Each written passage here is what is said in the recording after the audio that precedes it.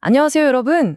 오늘 우리가 함께 살펴볼 내용은 우리의 삶에서 정말 지극히 개인적이면서도 때로는 우리를 가장 좌절하게 만드는 아주 무거운 주제를 담고 있습니다. 바로 용서에 대한 깊은 통찰인데요. 사실 우리가 용서해야 한다는 건 머리로는 너무 잘 아는데 마음으로는 도저히 받아들이기 힘든 순간들을 자주 마주하곤 하잖아요. 오늘 이 해설 자료가 그 복잡하게 엉킨 마음의 실타래를 아주 구조적이고 명쾌하게 풀어줄 겁니다. 기대하셔도 좋습니다.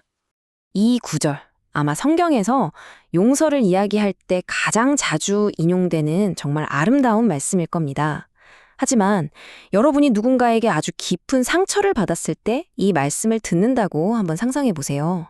솔직히 말해서 이 명령이 얼마나 무겁고 심지어 굉장히 불편하게 느껴질 수 있는지 우리 모두 인정해야 합니다.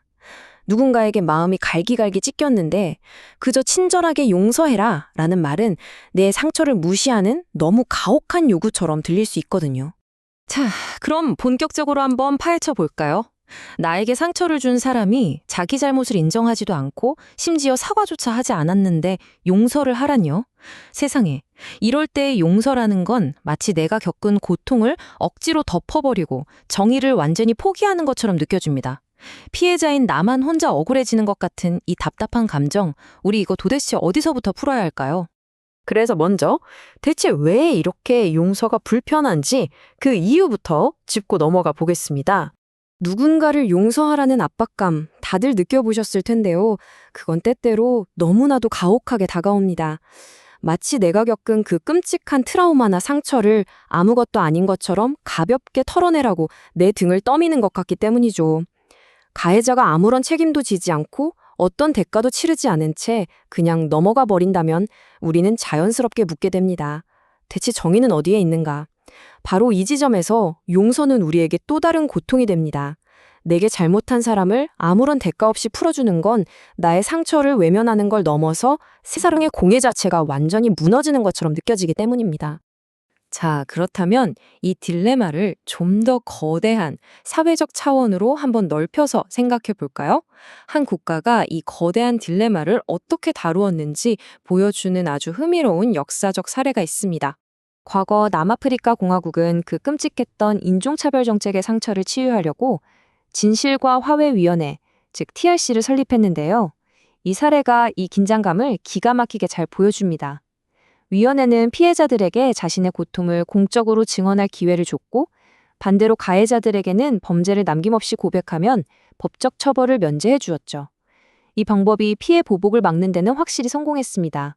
하지만 정말 많은 피해자들에게는 가해자가 제대로 처벌받지 않았다는 씻을 수 없는 깊은 상실감을 남기기도 했죠. 한마디로 정의가 온전히 실현되지 않았다고 느꼈던 겁니다. 여기서 우리는 스스로에게 이런 질문을 던지게 됩니다. 가해자가 실제적인 형벌을 요리조리 피해갔을 때 피해자들의 마음속 깊에 남겨진 그 짙은 억울함, 과연 처벌이 빠진 용서가 진정한 회복을 가져올 수 있을까요? 이건 TRC가 우리 역사에 남긴 아주 날카롭고도 무거운 질문입니다. 하지만 성경은 결코 정의와 용서를 분리해서 설명하지 않습니다. 오히려 아주 놀라운 돌파구를 제시하는데요. 기독교에서 말하는 십자가라는 사건은 죄에 대한 대가를 명확히 치르는 절대적 공의와 죄인을 용서하는 절대적 자비가 동시에 만나는 역사상 유일한 지점이라는 겁니다. 다시 말해 정의를 눈감아주는 찝찝한 용서가 아니라 정의가 그곳에서 완벽하게 실현되었기 때문에 비로소 가능해진 완전한 용서라는 거죠. 그럼 이제 시선을 거대한 사회적 문제에서 우리 내면으로 다시 좁혀보겠습니다. 세상이 말하는 용서와 복음이 말하는 용서, 이 둘은 대체 초점이 어떻게 다를까요? 보통 심리학이나 대중문화에서 말하는 세상의 용서는 철저히 나 자신에게 초점이 맞춰져 있습니다. 미움이라는 독을 마시면서 상대가 죽기를 바라는 짓은 나만 손해니까 내 마음의 평화를 위해 훌훌 털어버리라는 거죠. 이것도 아주 일리가 있습니다. 하지만 복음에서의 용서는 완전히 다릅니다.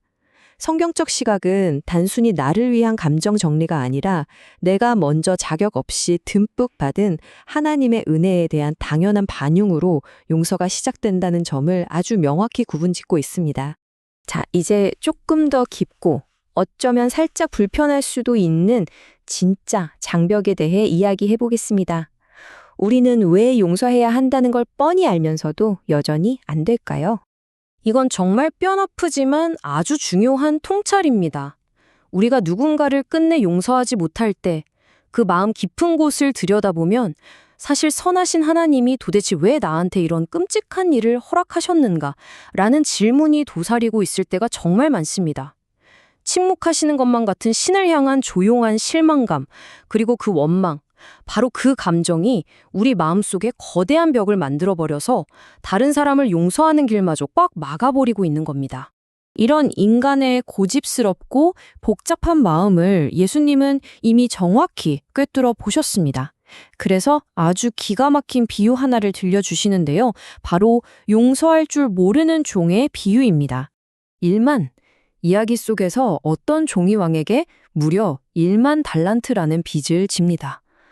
이제 감이 잘 안 오실 텐데 현대 가치로 따지면 수조 원에 달하는, 평범한 사람은 평생을 안 먹고 일해도 절대 못 갚는 그야말로 상상 초월의 액수입니다. 그런데 왕은 아무런 조건 없이 이 어마어마한 빚을 그 자리에서 전액 탕감해 줍니다. 정말 미친 듯한 은혜죠. 그런데 곧바로 100이라는 숫자가 튀어나옵니다. 방금 전 수조 원의 빚을 탕감받고 나온 그 종이 길을 걷다 자기한테 100데나리온, 그러니까 고작 몇 달치 월급 정도 빌려간 동료를 만나자마자 다짜고짜 멱살을 잡고 감옥에 쳐넣어 버립니다. 이 1만이라는 숫자와 100이라는 숫자의 극단적인 대비, 남을 향해서는 한없이 깐깐하고 인색한 우리 인간의 모순적인 본성을 너무나도 적나라하게 찔러주는 대목입니다. 자, 여기서 정말 흥미로운 숨겨진 영적인 포인트가 등장합니다. 단순히 너 큰 비탄감 받았으니까 너도 쿨하게 용서해라가 아니에요. 십자가의 진짜 반전은 단순히 우리의 마이너스 빚을 갚아줘서 0으로 만들어준 게 끝이 아니라는 겁니다. 왕의 아들이 종을 대신해 형벌을 받았고 오히려 그 종이 왕의 자녀, 즉 하나님 나라를 통째로 물려받을 상속자로 신분이 완전히 수직 상승했다는 거죠. 빈면제가 아니라 완전히 새로운 신분을 얻게 된 겁니다.